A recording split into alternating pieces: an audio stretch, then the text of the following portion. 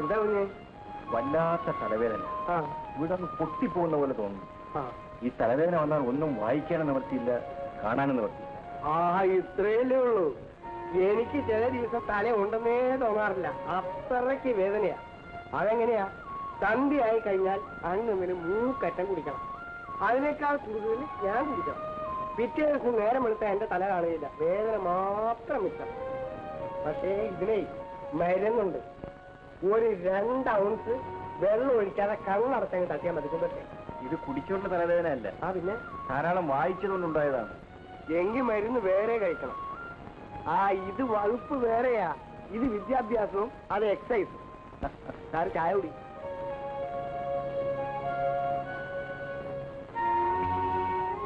വൈകിട്ട് നല്ലൊരു ഡോക്ടറെ പോയി കാണും. അതിനെന്താ, നമുക്ക് ഡോക്ടർ കമലമ്മയെ കാണിച്ചിറങ്ങാം. അവരേ എന്റെ ബോയ് ഞാനെന്താണോ പഠിക്കുന്ന സ്ഥലത്ത് ഒന്ന് ഉപദ്രവിക്കുന്നത്? അയ്യോ ഇല്ല, ഞാൻ ചായ കൊണ്ട് കൊടുത്തത്. ഇയാള് മഹാഭാഗ്യമാണ് കേട്ടോ. അയ്യോ ഞാൻ ഏതു നീ വാ, ഈ നന്നായിട്ടുണ്ടോ നോക്ക്. നന്നായിരിക്കുന്നു. ഇതെന്താ 2 ഒരുപോലെ ഇരിക്കുന്നല്ലോ? ഒന്ന് ഇതിലേക്ക്, ഒന്ന് എനിക്ക്. എനിക്കോ? എനിക്ക് ഡ്രസ്സുകളുണ്ടല്ലോ. നീ വേദാന്തൊന്നും പറയാതെ ആ പെട്ടി കൊണ്ട്. സാരല്ലേ, നിന്റെ തന്നെയാണെങ്കിൽ നീ സഹിക്കുമോ? എന്റേത് പാർക്കരുത്. അതുപോലെയാണ് ഇത്. തെരുവിൽ കൂട്ടിയിട്ട് വിൽക്കുന്ന പെൺ കൂടിപ്പോയി ഒരു 75 പൈസ വില കാണും. അത്രയല്ലേ ഉള്ളൂ. ആയിക്കോട്ടെ ജയെ, തെരുവ് പേന ആയിക്കോട്ടെ. എന്നും നീ എന്തിനാ എന്റെ നിബ് ഒടിച്ചത്? പേനി നിബും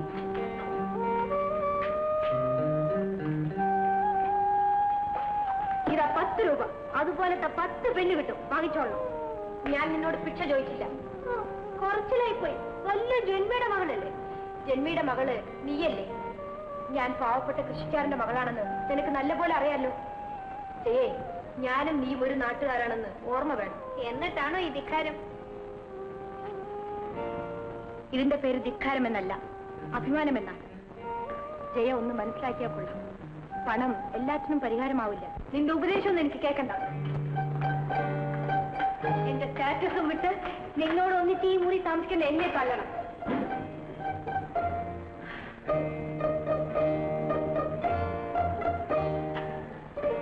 നിന്നെ വളർത്തിയതിന്റെയോ നീ വളർന്നതിന്റെയോ തെറ്റാണ്. You shut up.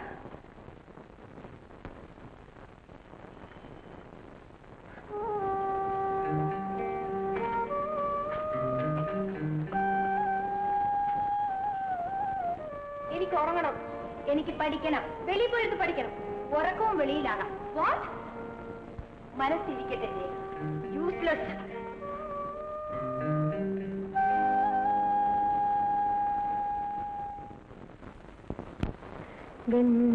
ഗന്ധഗോപുരം തപസ്സിനു തിരയും ഗന്ധർവ കവിയല്ല ഞാൻ.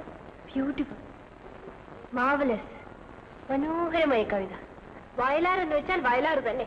ആഹാ, അതൊരു വലിയ കണ്ടുപിടുത്തമായിപ്പോയല്ലോ.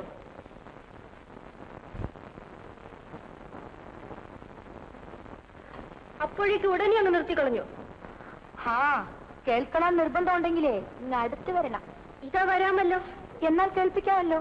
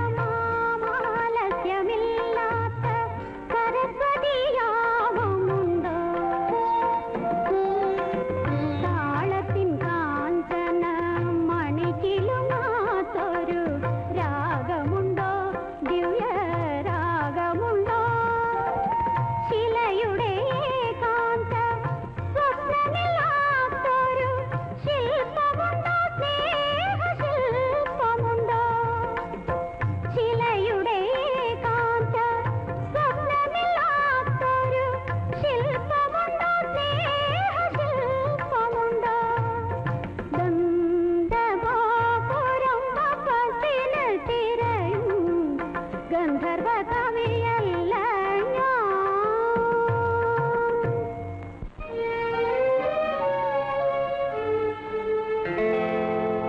ഭയങ്കര തലവേദന അല്ലേ? നോക്കൂ.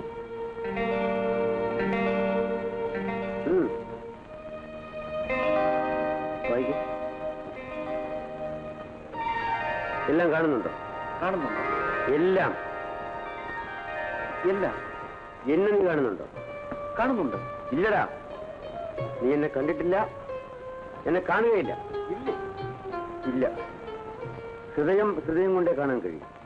അത് നിനക്ക് കഴിയുമായിരുന്നെങ്കിൽ നീ നിന്റെ തലവേദനയുടെ കാര്യം എന്നോട് പറയുമായിരുന്നു. അറിയാതെയാണെങ്കിലും ഭാഗ്യത്തിൽ നിന്റെ ഷർട്ടെടുത്തതിന് കൈയുടെ മടക്കിൽ നിന്നും ഡോക്ടറുടെ പ്രിസ്ക്രിപ്ഷൻ കിട്ടും. ഇല്ലെങ്കിൽ ഞാനിത് അറിയുമായിരുന്നു. ക്ഷമിക്കണം ജഗദീഷ്, എനിക്ക് വേണ്ടി എല്ലാം ചെയ്തുകൊണ്ടിരിക്കുന്ന നിന്നെ ഇനിയും ബുദ്ധിമുട്ടിക്കാൻ. ഈ ഒരു പ്രാവശ്യം കൂടി ഇങ്ങനെ പറഞ്ഞു പോയാൽ ഞാൻ ഇപ്പൊ ഒന്ന് പറയുന്നേ. ഇതൊക്കെ പറഞ്ഞ് നീ എന്നിൽ നിന്ന് അകലായിരിക്കും ചെയ്തു. നിന്റെ വേദന എന്റെ വേദന, എന്റെ സന്തോഷം നിന്റെ സന്തോഷമല്ല. നമ്മൾ രണ്ടുപേരും ഒന്നല്ലേ ചെയ്തു. ജഗദീഷ്,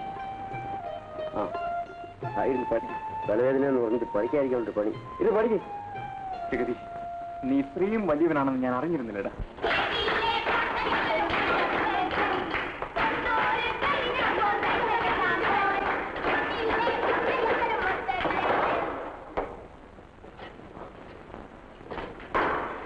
നാരായണിയമ്മേ, ഈ ചോറിന് എന്ത് പഴക്കം വരും?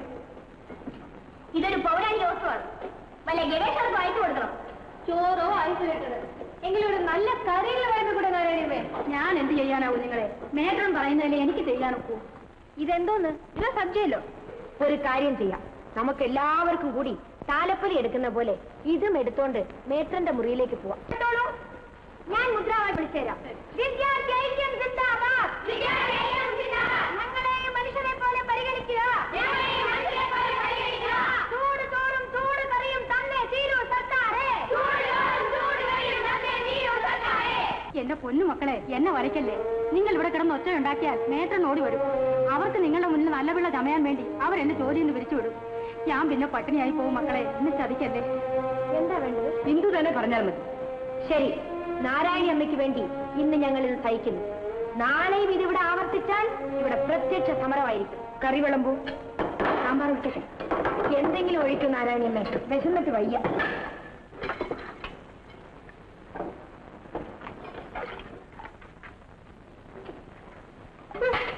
ഇതെന്തോന്ന് സാമ്പാർ? ഇതെന്റെ വീട്ടിൽ പട്ടി പോലും കൂട്ടില്ല. അപ്പോ ഞങ്ങളൊക്കെ ജയയുടെ വീട്ടിലെ പട്ടിയേക്കാൾ കഷ്ടമാണെന്നാണോ അർത്ഥമതാണെങ്കിൽ? അങ്ങനെ തന്നെ. കുഞ്ഞേ, എത്ര വലിയ പണക്കാരിയാണെങ്കിലും ഈശ്വരനെ മറന്ന് സംസാരിക്കരുത്. ഗുണഘോഷിക്കാൻ വരുന്നു. ജയേ, അരിവെപ്പുകാരുടെ സ്ഥാനത്ത് നിൽക്കണം. നീ എന്താ കാണിച്ചത്? കാണിച്ചത് എന്താണെന്ന് നീ കണ്ടില്ലേ? എന്റെ വീട്ടിലത്തെ വേലക്കാരൊന്നും എന്റെ മുമ്പിൽ നിന്ന് സംസാരിക്കില്ല, അറിയാമോ? നാരായണിയമ്മ നിന്റെ വീട്ടിലെ വേലക്കാരിയല്ല, അവർ ഈ ഹോസ്റ്റലിലെ ശമ്പളക്കാരിയാണ്. നിന്റെ അമ്മയെക്കാളും പ്രായമുണ്ട്. അതുകൊണ്ട് നീ അവരോട് മാപ്പ് ചോദിക്കണം. പിന്നെ വേറെ ഒന്നും വേണ്ടേ? തൽക്കാലം അത് മതി. മാപ്പ് ചോദിക്കാതെ നിന്നെ വിടില്ല.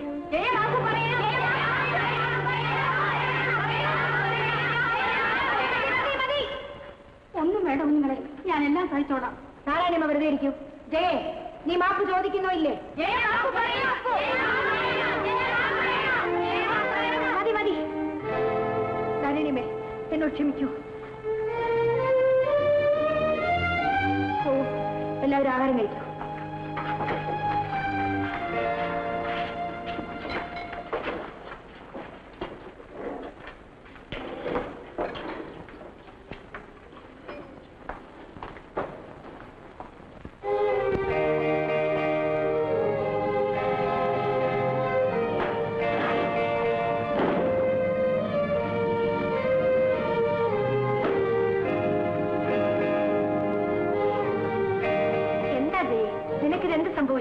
സംഭവിച്ചെന്താണെന്ന് നിനക്കറിയില്ല അല്ലേ?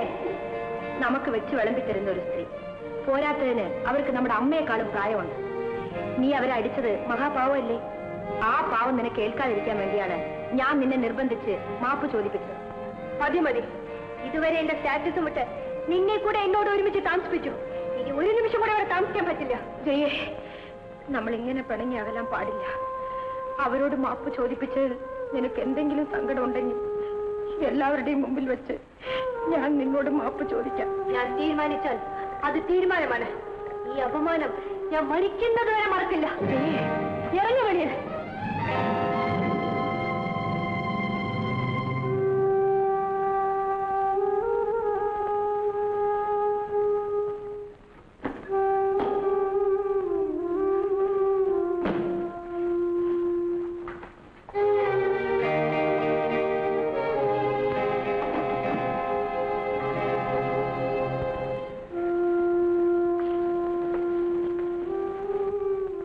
എന്നെ കൂടി ഇവിടെ താമസിപ്പിക്കുമ്പോ എന്ത് പറ്റി?